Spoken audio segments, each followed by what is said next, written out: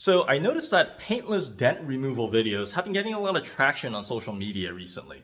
And it's pretty obvious why they are, right? I mean, these are very satisfying videos, and these guys are clearly magicians because they take these giant dents that look like it's going to cost like hundreds, if not thousands of dollars to repair, and they make them disappear like they weren't even there. But what I also noticed was that they don't really seem to be using super expensive or inaccessible looking tools. I mean, these tools almost look pretty basic and, dare I say, maybe even pretty easy to use. So, me being me, I thought, hey, I have a car that has dings and dents for days. I wonder what I could achieve, having never done this before, with some cheap tools that I found on Amazon. So let me show you how I did, which may be a good indication for how you're probably going to do. And also, I'm going to give you some product recommendations so that you don't, waste any money buying things that you probably don't need. Cool, let's go.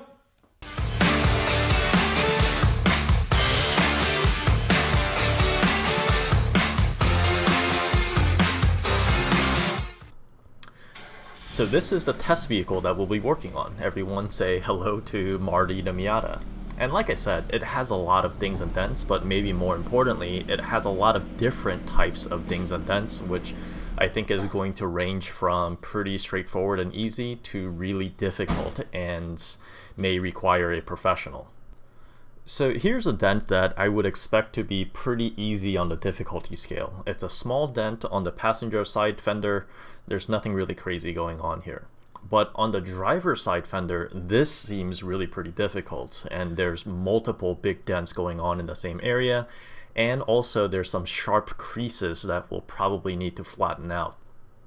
And this one right here really isn't even a candidate for paintless dent removal because the paint is already cracked, and I'm pretty sure this area was bondoed up before. But I would still like to see what I can achieve to improve it, so we'll take a shot at this one too. Now that we know what we're dealing with, let's go over what I bought on Amazon. So here's a toolkit for paintless dent removal, which basically provides different ways to use a glue gun to attach different types of tabs, I think, to the body of the car and literally trying to pull the dent out, either using a slide hammer or some other type of device. This kit comes with a small mallet and some plastic points that you can use, I guess, for precise control, and also some suction cup handles. Again, these are all pretty common sense tools, but I guess we'll find out together how skilled you really have to be to use them proficiently. This 97-piece kit was about $40 on Amazon, which in my mind isn't really that bad at all if it fixes even one dent properly. By the way, using the product links I have in the video description is always a great way to support the channel. Another tool set that I bought was this set of dent repair rods that are designed to go behind the panel to push out the low points. This 9-piece set was another $45, and in the areas that I can actually get behind the damage, I thought this type of tool might come in handy. And the last thing that I bought was this light that is designed to make it really easy to spot abnormal creases, dips, or bulges on the body surface. It's basically a panel of USB powered LED light that has stripes across it. And I'm not sure if this is really necessary, but I know how dull the paint on Marty is and how difficult it'll be to actually show you guys on video how well I actually did. So I decided to make this purchase. This cost me about $30 on Amazon, which brings a total of all three tools to about $120 in total. Again, after I try all of them out, I'll give you a recommendation on whether I think you need all this stuff or not. We'll get working on the dent on the passenger side fender first because I think it'll be the easiest. I'll set up the camera angle with the striped light that we bought so you guys can see much more clearly what the curvature looks like.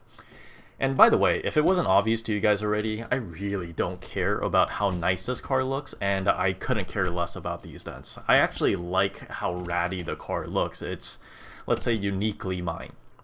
To make this car look, actually good, it's going to take a lot more than glue tabs, but, it's a perfect test vehicle to learn this technique. I'm going to start by wiping the area clean with some alcohol and water mix, and then heat the area up with a heat gun so that the paint and the metal become a little bit more malleable. And if you don't have a heat gun, I think a hairdryer works perfectly fine in this instance. And now I'm going to use the glue gun to attach this oval shaped puller, which seemed to be appropriate since this dent is taller than it is wide. And of course, the light just, falls off the suction cup, which ended up happening a lot, by the way. But I got that fixed, and I pushed the puller onto the body panel and waited 5 minutes like the instructions said, so that the glue can completely harden. And now I can try using this device, and I don't know what it's called, but basically you kind of set it up and squeeze it to pop the dent out. And it comes with a little adjustment screw at the top so you can adjust the starting height of it. I mean, it's a pretty neat device. I kind of went at it pretty soft, rotating the angles and adjusting the feet as I felt necessary, and eventually the glue tab just kind of fell off and left the glue on the panel. Using the included spray mist bottle that I filled up with isopropyl alcohol, you can just kind of douse the area and most of the glue will just peel off. And hey, it looks a lot better already. The lines are much straighter now, but I think I can do a little bit better, so now I'm going to use a smaller circular, pull tab and put it in the middle of the dent that's much smaller now, and we'll give this just one more try. I don't think I used enough glue on this one, and it kind of fell off after only a few pulls, but I'm actually pretty satisfied with the results at this point. I know that the lines aren't perfectly straight, but you really can't even tell that the dent is there without these lights, and I kind of wanted to quit while I'm ahead on this one, because the chance of me making it worse from this point is probably not that small.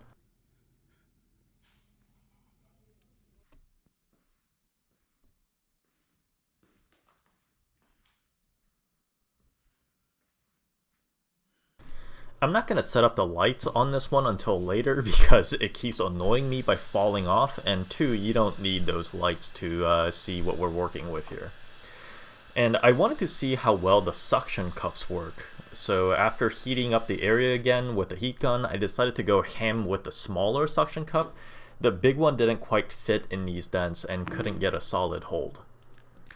And after the first few pulls, I got some results, but after that, I couldn't get the rest of the dent to budge at all. I think that the dent was just too stubborn for this method to really work. But I can see this working on thinner sheet metal or maybe larger dents, not to make the damage disappear completely, but just to pull out most of the dent so you can focus on the smaller dents and creases that are left. So I'm going to go back to the glue tabs. I'm attaching multiple ones at the same time because there are multiple low points that we need to pull out, and waiting 5 minutes for each one to cool down is really time consuming.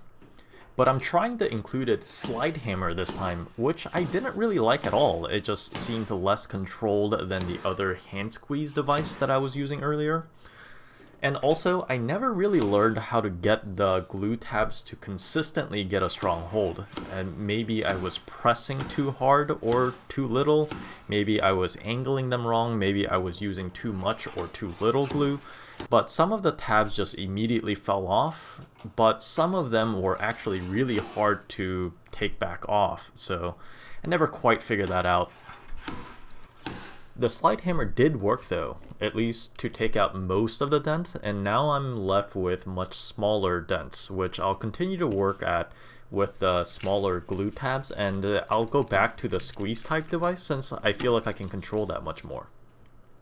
And I keep having trouble with getting the glue to stick really strongly to the tab, and I'm learning the limits of what this method alone can do. This particular dent right at the edge of the fender was really stubborn, and I think it's because the sheet metal is folded over at the lip on the edge, and it makes the area so much stronger than just the flat parts. After the second round of pulling, I decided to take a step back and see how we've done so far. I mean, it's not bad, but I think we've done pretty much all we can do with the glue tabs at this point. And now I think we need to go behind the fender to try to push some of this stuff out. But before I do that, let's go work on the next dent, because I think it'll be easier to practice on if we're going to be now working with the rods that we also got.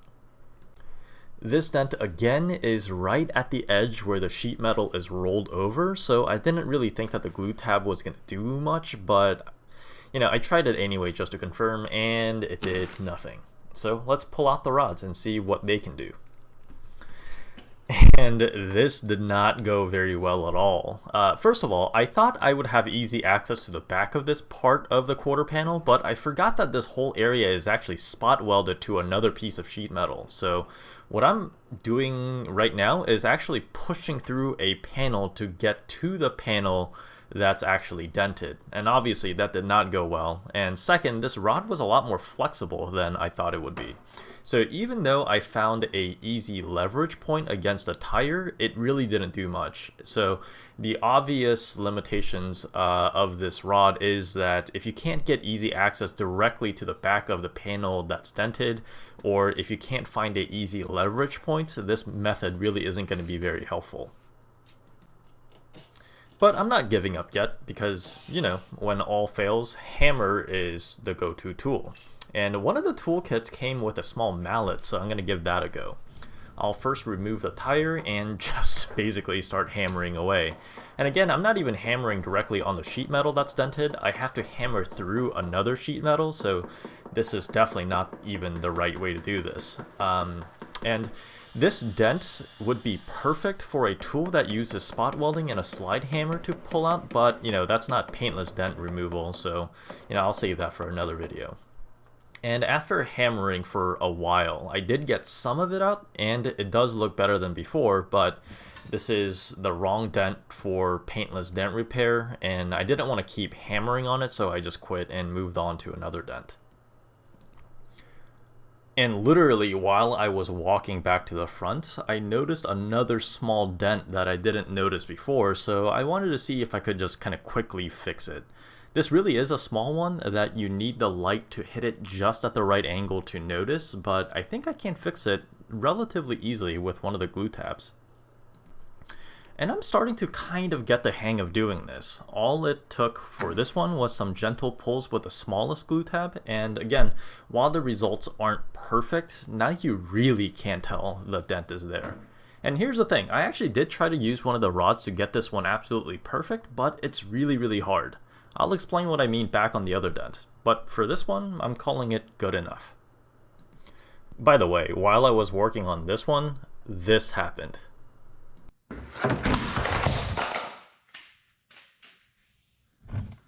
Oh my gosh.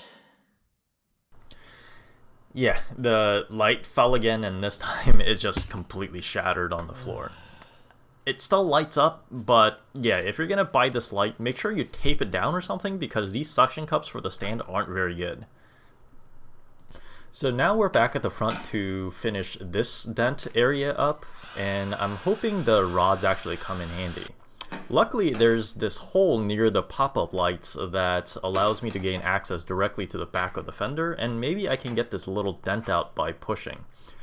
But even though I heated up the panels plenty, I started getting tiny little dimples. It did push out the dent somewhat, but as I kept working on it, more dimples started showing up. And I kind of wished that these rods were rubber tipped, because I think that could have helped soften the tip and prevent these dimples from showing up. I'm not sure if you can really see what I'm talking about in the video, but in person they're pretty clearly visible. So it turns out that these rods are really not beginner friendly, at least not to the degree that the glue tabs are. First, it's hard to even see what you're doing and where exactly you're pressing, because without doing some disassembly, you probably won't have direct line of sight to the area. And second, if you press a little too hard, you're gonna get these dimples that you have to tap down, and that's also much easier said than done, at least to the untrained eyes and hands. And third, you have to find a good leverage point, which is why the kit comes with a chain and some hooks, but that's also pretty difficult depending on the area that you're working in. So as my first attempt at this, at paintless dent removal, I would say this is reasonably the best I could achieve with the tools that I had without spending significantly more time, which, you know, I'm not really willing to do because the paint is all crappy anyway. And to properly fix it, I would need to work at it with a spot weld puller, take the fender off, use some body filler, and just repaint the whole thing. But you know what? that can be the next video that you watch. So ultimately, what did we learn from all this? We learned that depending on the dent, you can easily get some great results even as a first timer using some glue tabs. You know, it's not going to be perfect, but you can get it to a point where almost no one will ever notice. But for more complex dents, especially the ones near the edge of the panel, or if it involves creases in the metal, you're unlikely to get it looking like it wasn't there. And it's time to call in the professionals. And as far as tools are concerned, I would wholeheartedly recommend a glue tab puller kit because it's pretty straightforward to use, and even for first timers, it's easy to get meaningful results. And for $40, I don't think you're going to regret the purchase. I wouldn't recommend the rods because they're too hard to use and easy to make things even worse. And the light, well, it does come in handy to find the dents and to check your work, but I wouldn't say it's 100% necessary. If you enjoyed this content, do me a favor and give this video a like. And if you'd like to see more content like this, please give the channel a subscribe. It's a new channel called Master of None, in which we either take on interesting projects around the house or the garage, or attempt to learn a new skill set that we've never tried before. See you again soon.